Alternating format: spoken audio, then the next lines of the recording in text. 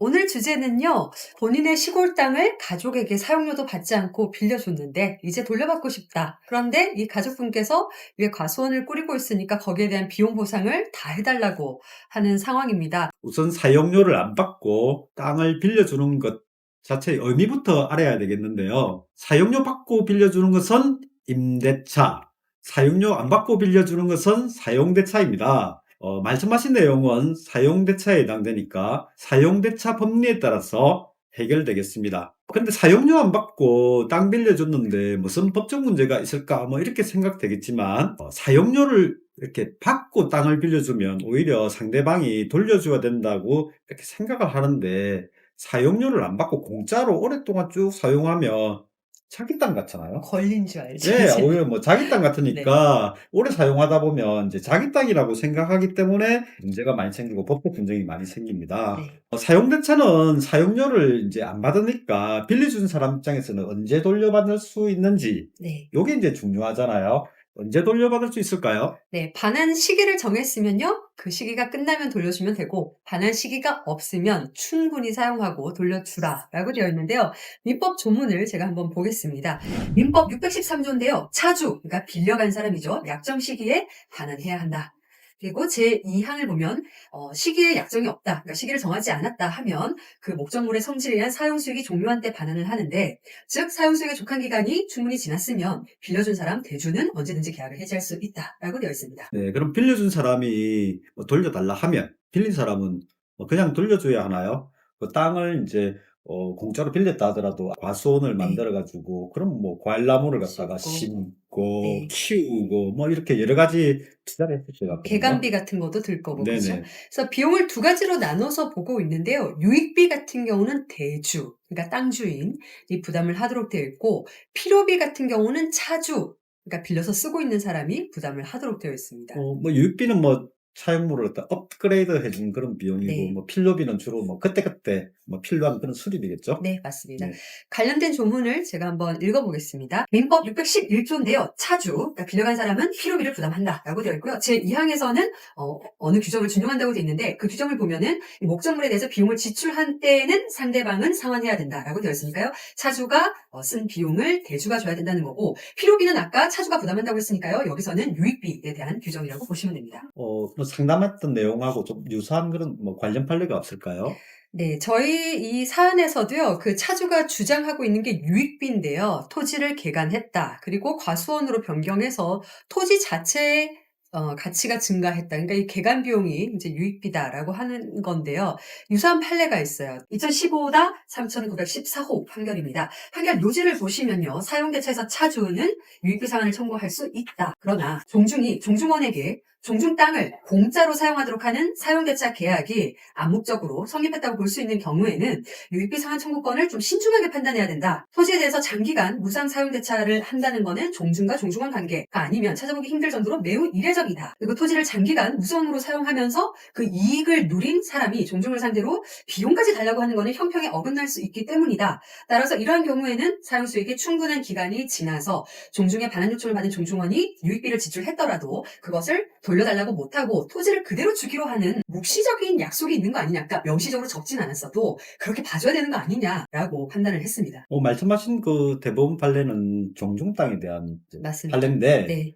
이번 상담한 내용도 이제 가족한테 장기간에 그렇죠. 오랫동안 땅을 빌려줬으니까, 네.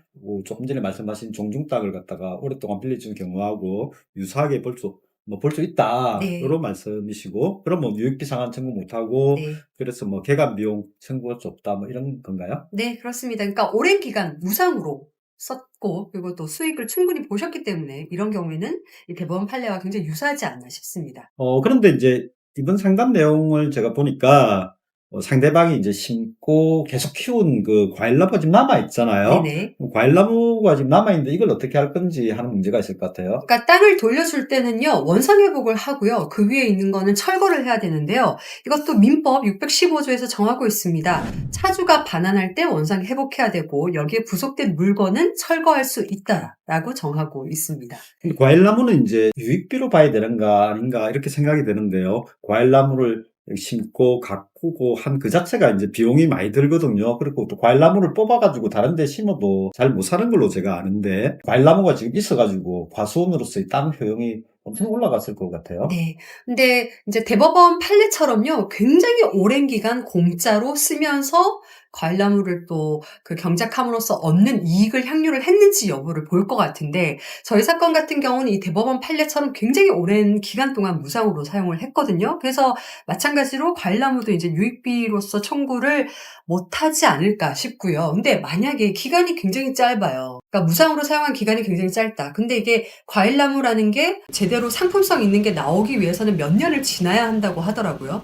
그러니까 요런 경우에는 애초에 이제 사용대차 해지 자체를 못 하는 것 같아요. 그러니까 사용에 충분한 시간이 지나지 않았다라고 봐서, 물론 기간이 정함이 없는 경우에 사용대차 해지 자체가 안 되는 사안이 아닐까 싶습니다. 우리가 그 얼마 전에 종중땅 사건 한 적이 네. 있잖아요. 종중땅을 이제 공짜로 오래 사용하던 종중원이, 네.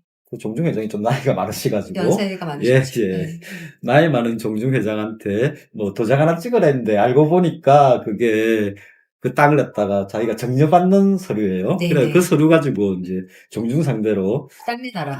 소유권 이전 등기 네. 청구 소송을 제기했는데, 그거 좀 어려워 보이지만 우리가 성수했잖아요. 네네. 성수한 그 좀 설명을 좀 해주시면 네, 좋겠어요. 간단하게 말씀드리면요. 예. 종중 땅은요, 그러니까 종중의 회장 땅이 아니고 종중원들의 땅이거든요.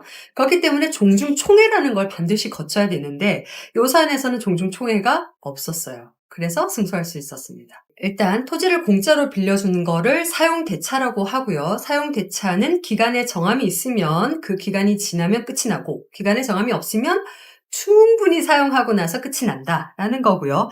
그다음에 비용 같은 경우도 필요비 같은 경우는 쓴 사람, 그러니까 차주가, 그 유익비, 그러니까 이 땅을 개간해서 땅 가치를 올려준 비용은 대주, 땅 주인이 부담한다라는 겁니다. 근데 대법원 판례에서 본 것처럼 이 빌린 땅을 아주 장기간 동안 무상으로 이용한 특이한 케이스라면요, 이런 유익비도 땅 주인한테 달라고 못할 수도 있습니다. 그래서 유익비 청구할 수 있는지는 사안마다 다르기 때문에 전문가와 상담을 하셔야 되는 거고요. 그런데 또 중요한 거는 법이 이렇게 정해져 있다고 하더라도 늘 우선하는 건 당사자 사이의 약속이거든요. 그 우리가 계속 강조하는 게, 네. 사실은 이제 여기에 오랫동안 이렇게 사용을 하면 당사자 간에 무슨 이야기가 있어서 합의가 있었거든요. 있었을 거예요, 근데 분명히. 뭐 서류를 네. 안 적어놨다 보니까 아무 증거가 없으니까 서로 이제 법률 규정 가지고 네. 이렇게 이제 왈가왈부 하는데, 정해놓은 게 있어서 그걸 갖다 서류로 남겨놓으면 네. 문제가 다 해결돼 주겠어. 항상 저희들이 강조하는 게, 뭔가 중요하게 당사자끼리 합의한 내용이 있으면 그냥 뭐 어렵게 하지 말고 뭐 편하게 본인이 사용하시던 단어 그대로 쭉 적어 놓으시라. 그러면 법적인 효력이 있다, 이겁니다.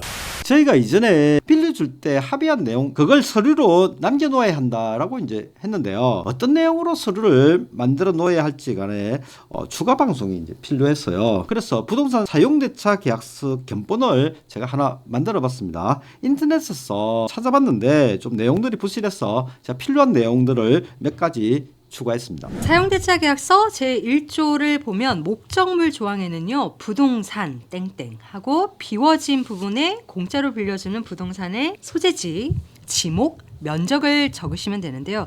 등기부 등본 표제부에 나와 있는 내용을 그대로 적으시면 됩니다. 예, 제2조는 기간인데 빌려주시는 분이 빌려주기로 한 그 기간을 여기 그냥 적으시면 되겠죠. 제3조 용도, 을은 공짜로 빌린 사람입니다. 위 부동산을 그 용법에 따라 사용 수익하여야 하며 제3자에게 사용 수익 시킬 수 없다. 요 조항이 중요합니다. 제3자한테 사용 못하게 해야 됩니다. 제4조 공과금 부담, 을은 부동산의 재산세 각종 공과금을 부담한다. 공짜로 땅을 사용하니까 재산세 각종 공과금은 빌린 사람이 내도록 해야 되겠죠. 제5조 손해배상, 을이 이 계약 조항의 어느 하나라도 위반했을 때는 이로 인하여 갑이 입은 손해를 즉시 배상하여야 한다. 제6조 해제권의 유보, 을이 이 계약을 위반했을 때는 갑은 즉시 이 계약을 해지할 수 있다. 네, 그리고 7조에 보시면 7조가 중요한데요. 원상 회복이라고 되어 있고 기간 만료 또는 제6조에 의해서 계약이 해제됐을 때는 은은 일주일 내에 이 부동산을 원상 회복하고 인도해야 한다라고 되어 있고요. 이런 인도가 지체가 되면 을은 갑에게 지체 1일에 얼마씩의 비율에 의한 손해금을 지급하기로 한다라고 하고 여기에 이 금액을 적어두시면 나중에 손해배상 금액이 얼마다라는 걸 따로 입증하지 않고 그냥 이 금액만큼 청구를 할 수가 있으니까 굉장히 유용한 조항이 됩니다. 소송해보면 계약서에 적혀있지 않은 내용을 주장하는 경우가 많고요. 이런 주장이 또 인정되는 경우도 많기 때문에 이런 주장을 아예 못하게 하려면 제8조가 필요한데요. 제8조 이 계약을 변경 또는 추구하는 내용은 반드시 서면으로 작성되어야 하고 서면으로 작성되지 않은 내용은 주장할 수 없다는 내용입니다. 네, 그리고 구조는 관할인데요. 관할도 어디서 소송을 할지 미리 정할 수가 있거든요. 그래서 이 경우에는 이제 공짜로 빌려주는 대주, 그러니까 갑의 주소지 관할로 해 놓는 게 갑 입장에서는 편리하시겠죠. 그 외에 합의사항은 특약사항에 넣으시면 되겠습니다. 땅 빌린 사람 입장에서도 뭐 적으셔야 될 내용이 있지 않겠습니까? 그런 내용은 특약사항에 적어 넣으시면 되겠습니다. 이상으로 술술법이었습니다. 술술 감사합니다.